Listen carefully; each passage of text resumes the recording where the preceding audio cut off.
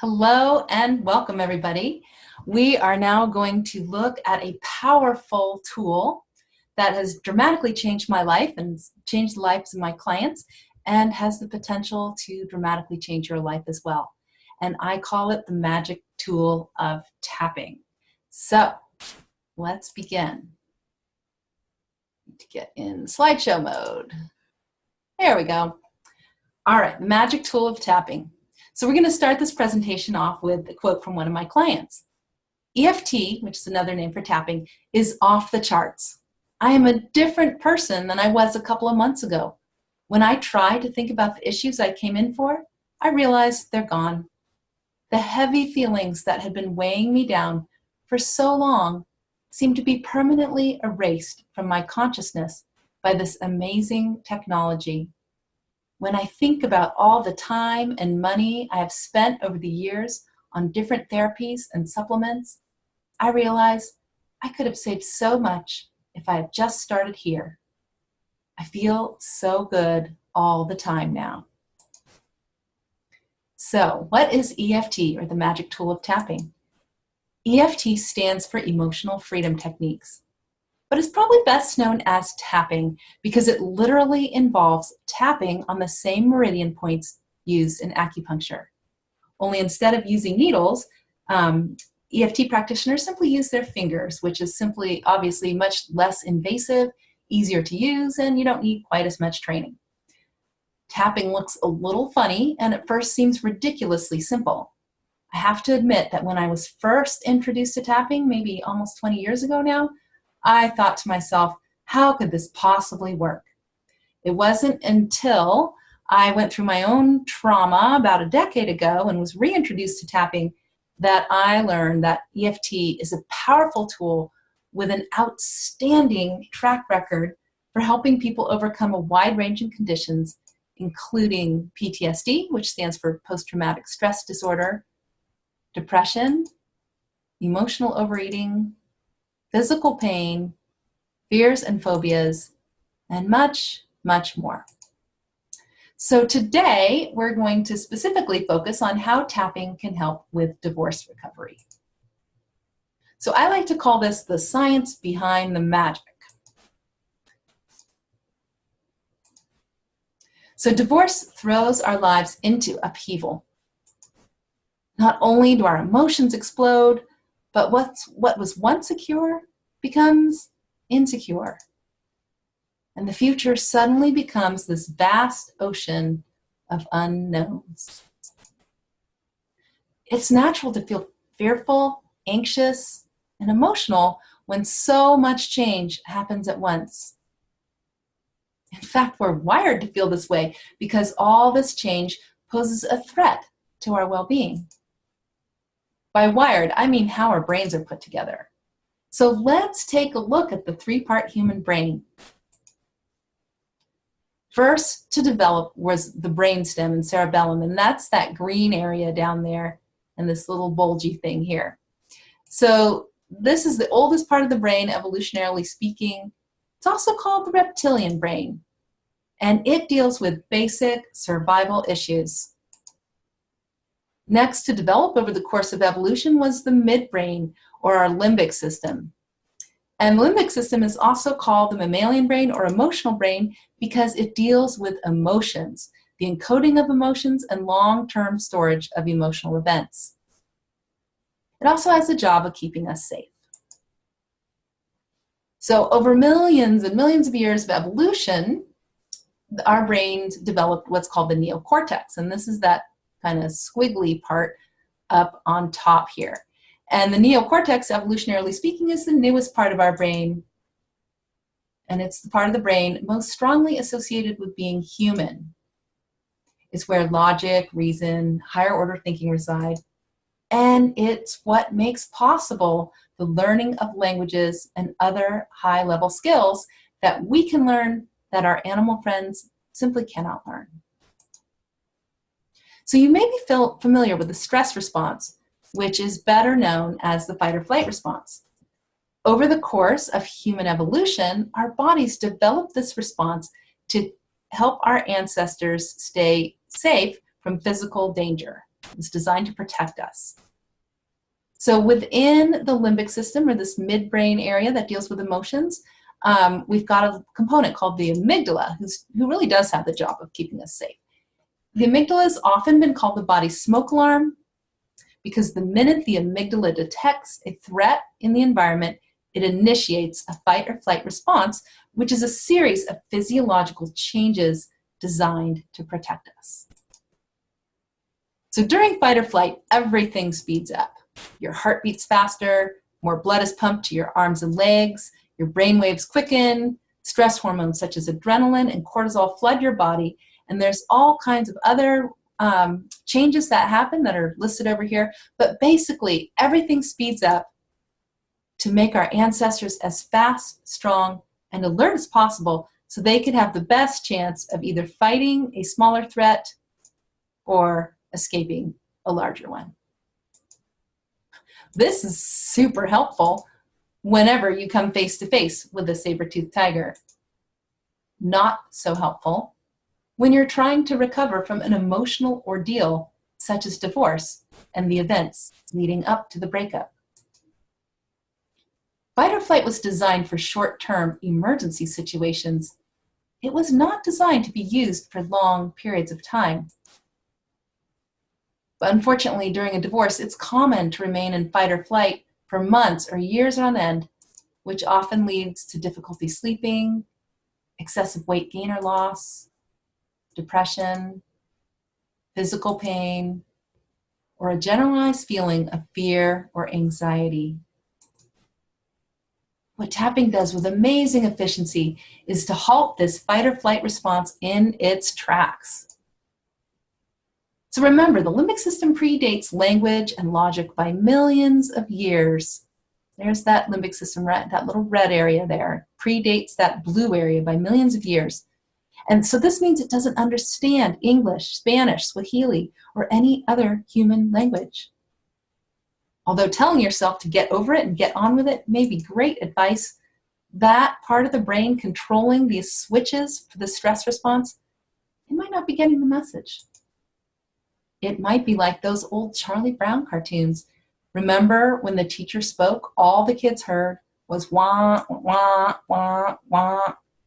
This is what I imagine the limbic system understanding when we try to talk to it using language and logic. Tapping on the meridian points, however, is a form of communication the limbic system can receive and respond to. When the meridian points are tapped, the limbic system receives signals of calm and peace. And it responds by deactivating that stress response. EFT practitioners have been observing this for decades, both in their own bodies and by witnessing this experience in their clients. But for those of us who like scientific proof, we now have the research to confirm it. Researchers at Harvard Medical School have studied the effects of acupoint stimulation on midbrain arousal, and they have documented with MRI and PET scans that when certain acupoints are stimulated, the activity in the limbic system associated with stress and fear go way down. They can even see the amygdala lowering its flag of distress. So they see it waving, and then on these scans, they can actually see that little part releasing that stress and fear. In 2012, a team of researchers also studied the effects of EFT on cortisol levels. And we know cortisol is very much involved in stress. And what these researchers found is that they found EFT to reduce cortisol levels at an unprecedented rate. In short, scientific studies have confirmed that EFT reduces the physical symptoms of stress by communicating with the primitive nonverbal limbic system and directing it to call off this fight or flight response. EFT is also known for greatly diminishing the emotional intensity around past traumatic events. EFT is perhaps most famous for its tremendous success with PTSD, which stands for post-traumatic stress disorder. Up until recently, PTSD was a very difficult condition to treat, but EFT is one modality that has proven to be very successful because of its ability to reduce emotional intensity around events in the past. and you can imagine going through divorce, that you have a lot of pretty intense, emotionally intense events. And reducing that intensity around them makes healing and moving towards forgiveness and getting to a place of peace and calm so much easier. So there's this part of the limbic system called the hippocampus, and it's involved in categorizing things. As you go about your day, the hippocampus is constantly determining whether the experience you're having is emotionally significant enough to go into long-term storage. And there's the hippocampus, this purple area here. So let's imagine it's a typical Tuesday morning. Maybe you've had your shower and gotten dressed and might be in the middle of your morning cup of coffee. And so far, the hippocampus can sit back and relax. There's really nothing emotionally significant happening so far.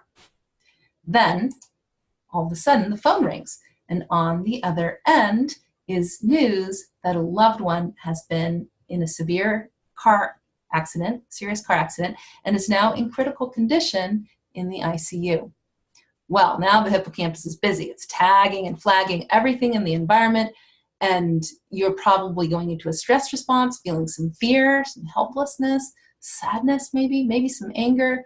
You're probably having an emotional response if this was indeed a loved one. And what had started out to be a mundane morning, not even worthy of notice, is now categorized as an emotionally charged event and is headed directly into long-term memory storage. So you can see over here, the amygdala encodes emotional aspects of memories, and the hippocampus encodes and transfers these new memories to long-term memory if they're emotional enough. So here's how EFT can help.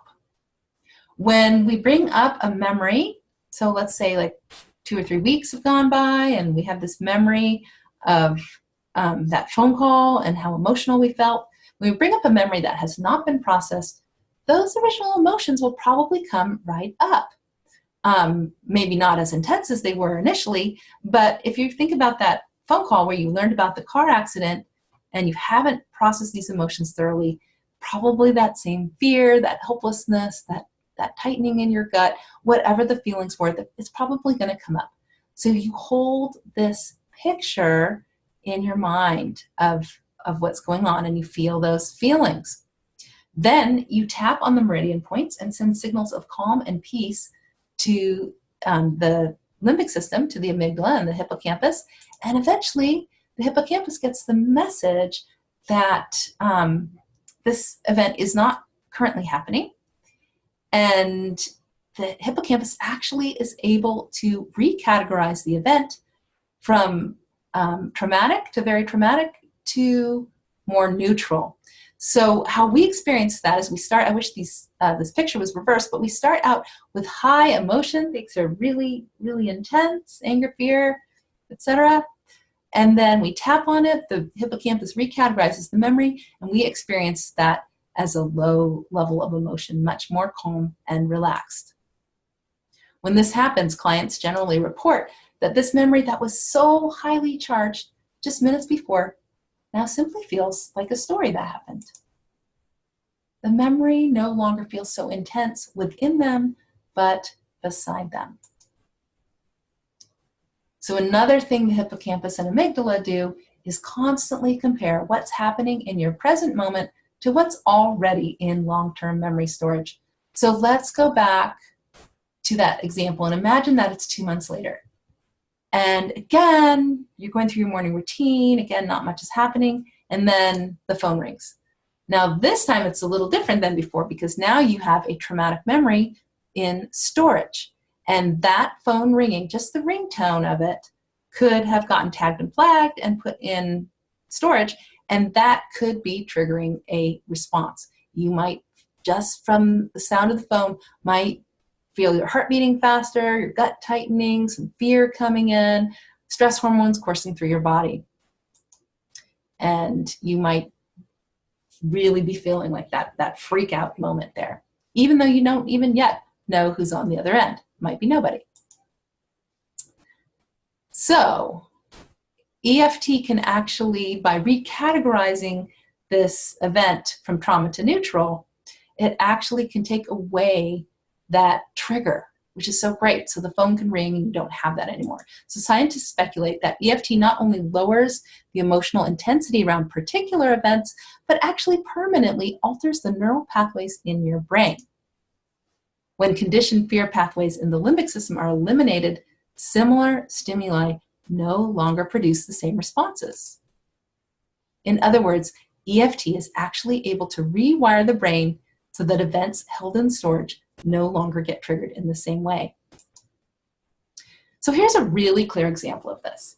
I had a client who came in for insomnia. Now, up until 8 years before, she had slept fine, like a normal person. But 8 years before her first appointment, her husband had died in bed from a heart attack. Now, she had gotten really good grief counseling, and by the time I met her, she was a pretty content single woman, but there was one big problem. Every night, she'd try to go to bed between 10 and 11, but she'd lie awake until between 2 and 3. Clearly, her hippocampus had tagged and flagged her bed as a place where bad, scary things happen. She used to not have a problem sleeping, but now, for the past 8 years, she had this issue. Well, we were able to tap on everything around that horrible night. All the fear, the overwhelm, the panic, the grief at losing him, the guilt at having slept through the first half of his heart attack, and then the fear that this could happen to her too if she relaxed her guard enough to go to sleep. So we tapped on all that, and really within just an appointment or two, she was sleeping again like she had slept before that all happened. And as far as I know, that was a couple of years ago, she's still sleeping great. We're still sleeping like she had before. So in summary, EFT works powerfully on 3 different levels. It reduces the physical symptoms of stress by calling off or halting a stress response. It dramatically reduces the emotional intensity around past traumatic events by sending signals of calm and peace to the part of the brain storing the event. And it rewires the brain to respond differently to future situations by moving events from the traumatic category into a more neutral category in long-term memory storage. Once these events are recategorized, they are no longer triggered in the same way by current events. So this concludes the talking portion of our workshop, and we're now going to go into the demo.